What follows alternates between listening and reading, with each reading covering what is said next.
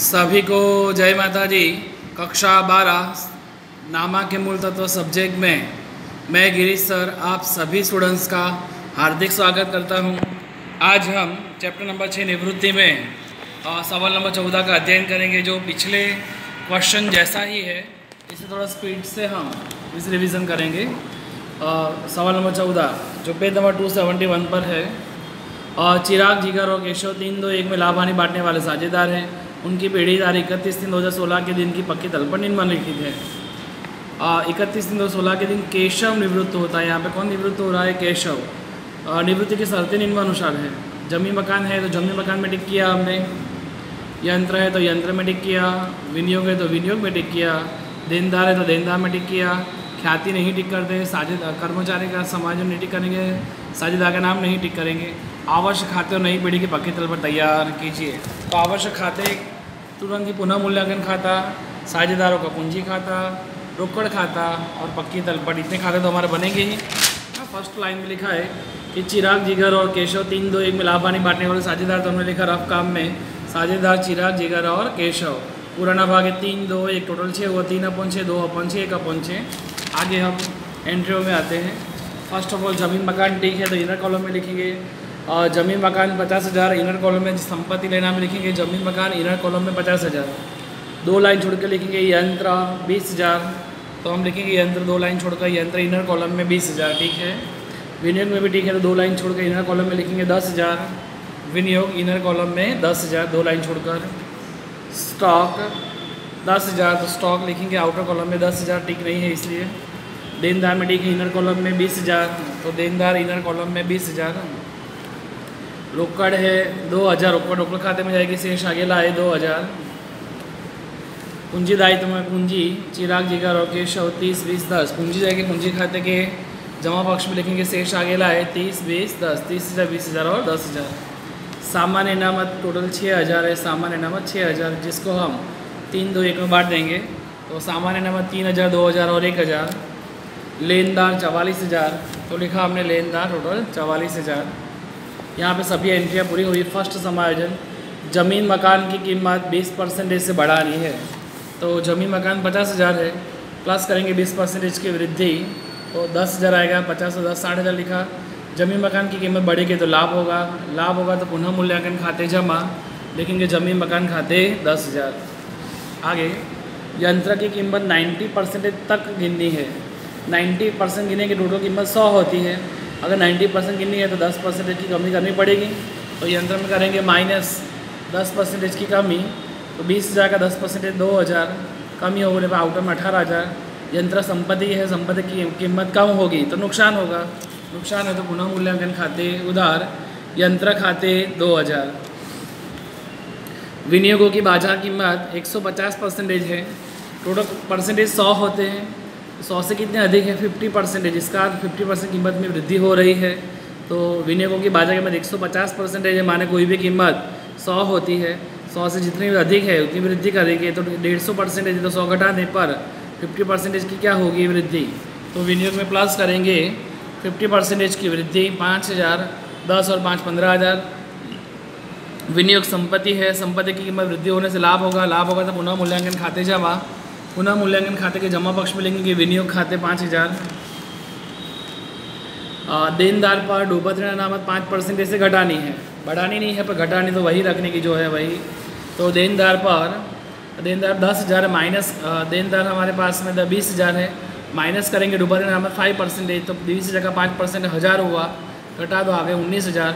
डूबत ऋण नुकसान तो पुनः मूल्यांकन खाते उधार करने जाए पर ये 1,000 में से पुराने कितनी है 2,000 घटा तो -1,000 आए, -1,000 उधार लिख नहीं सकते तो जमा पक्ष में लिखेंगे हम डूबत ऋण अनामत 1,000 - 2,000, -1,000 उधार नहीं कर सकते तो हमने 1,000 क्या कर दिया जमा। आगे पीढ़ी की ख्याति 36,000 निश्चित की। इस पीढ़ी की ख्याति का निवृत्त साझेदार से गुणा करेंगे। किससे गुणा करेंगे? निवृत्त साझेदार से। यहाँ नया लाभ, यहाँ लाभ का अनुपात, नया लाभ आने का अनुपात कुछ दिया नहीं है तो पुराना ही लाभ का अनुपात होगा। माने यहाँ कौन निवृत्त हो रहा है? केशव जो है वो निवृत्त हो रहा है, तो लाभ का भाग C और J का 3:2 आएगा, मतलब लाभ का भाग लिखा 3:2। चलो अब के की ख्याति निकालते हैं निवृत्त साझेदार की। टोटल कितनी ख्याति है? 36,000। इस 36,000 पर से के का भाग कितना है? 1/6। तो लिखेंगे के की ख्याति 36,000 गुणा 1/6 तो 6,000 आया। मैंने बहुत बार सिखाया, जाने वाले खाते जमा, चालू साझेदार खाते उधार।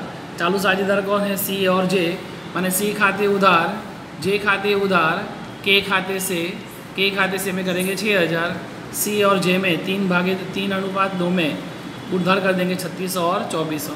इसकी खतौनी करते हैं।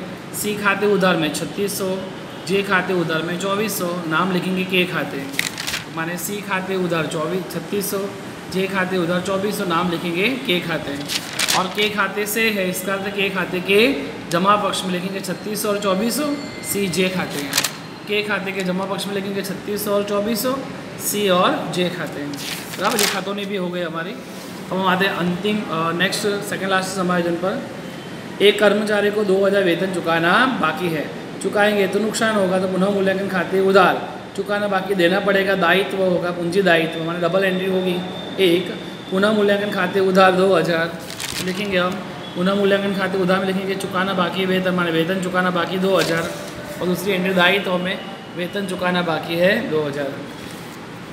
लास्ट समायोजन, चिराग और जिगर इतनी रोकड़ पेढ़ी में लाएंगे कि जिससे केशव को लेनी रकम चुका दी जाए। केशव की लेनी रकम क्या है? चुका देनी है। और पेढ़ी में 14,000 कार्यशील पूंजी के रूप में शेष रोकड़ रहे। यहाँ दूसरी नई बात है, कार्यशील पूंजी दी है। इस कार्यशील पूंजी को हम अंतिम रोकड़ शेष मानते हैं। क्या मानते हैं इसे हम? अंतिम रोकड़ शेष। तो 14,000 कार्यशील पूंजी के रूप में शेष रहे और नई पीढ़ी में नए पूंजी उनके लाभ आने के प्रमाण में रहे। मान नई पीढ़ी में नई पूंजी जो है लाभ आने के अनुपात में रखनी है। बराबर है। सबसे पहले तो यह कार्यशील पूंजी को हम कहाँ रखेंगे? रोकड़ खाते के जमा पक्ष में। अंतिम रोकड़ आप जानते हो, अगर प्रारंभिक रोकड़ लिखते हैं शेष आगे ले गए, तो अंतिम रोकड़ जमा पक्ष में लिखेंगे शेष आगे ले गए। प्रारंभिक लिखते शेष आगे लाए, अंतिम लिखते शेष आगे ले गए 14,000। कहाँ ले गए? तो संपत्ति लेना में लिखेंगे, संपत्ति लेना में लिखेंगे रोकड़ खाता 14,000 का। बराबर। अब रोकड़ शेष तो लिख दिया हमने, नई पीढ़ी में नई पूंजी लाभ आने के अनुपात में रखनी है। अब नई पीढ़ी में नई पूंजी नए लाभ आने के अनुपात में रखनी हो तो सबसे पहले संपत्ति लेना पर खाता ही बंद करेंगे हम। बराबर है। और पूंजी का खाता है तो पहले हम पुनः मूल्य खाता तो बंद कर देते हैं। पुनः मूल्य खाता जमा उधार, इसका टोटल आ रहा है 16,000। 16,000 में से 4,000 गए तो 12,000। इस 12,000 को फर्स्ट लाइन में दिया है 3, 2, 1 में बांट देंगे। पूंजी खाते लाभ 6, 4, 2, यहाँ उधार है तो वहाँ जमा करेंगे पूंजी खाते में। पुनः मूल्य खाता 6, 4, 2।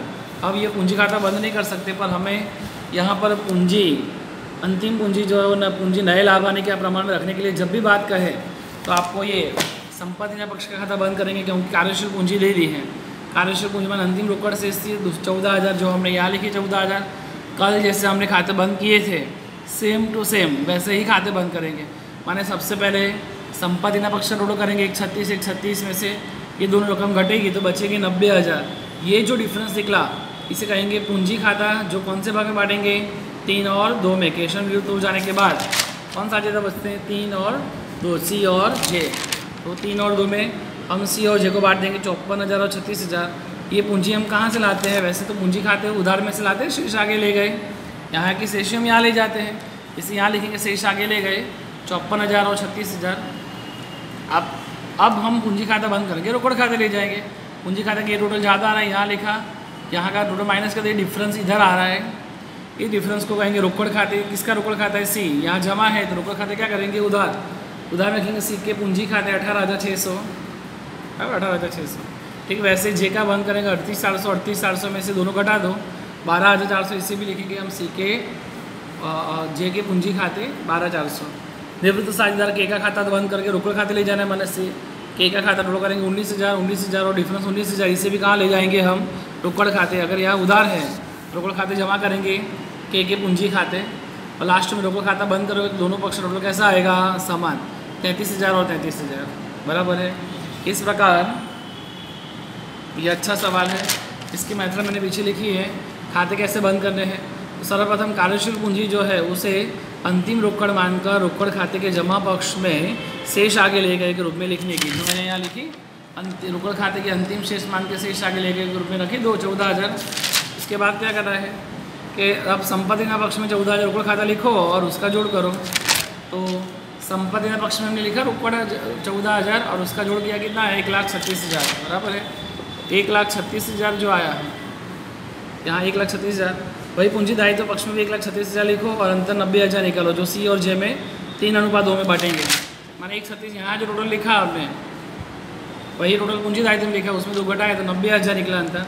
जो पूंजी खाता होगा नए अनुपात में रखने की बात की थी और नए अनुपात बांट दिया।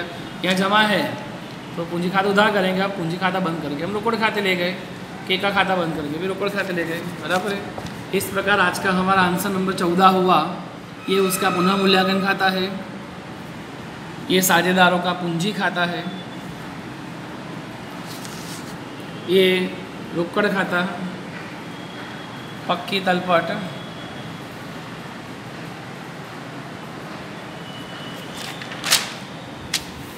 खाते की गणना, खाते बंद करने की प्रोसेस।